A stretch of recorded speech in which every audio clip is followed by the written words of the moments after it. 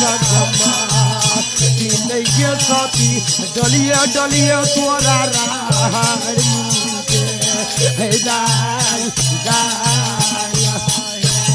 के माटी बरसल के ये नाम कैला लोई के दुल्हा घर में तोरा रैठौ न के साथी कैला झूठ बजै छे बाबा लग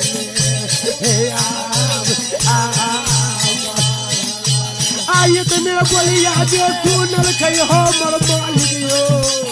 सुनल कई साथिया यो मालिक साथी मने मने करैया होगी विचार सरकार मने मने साथी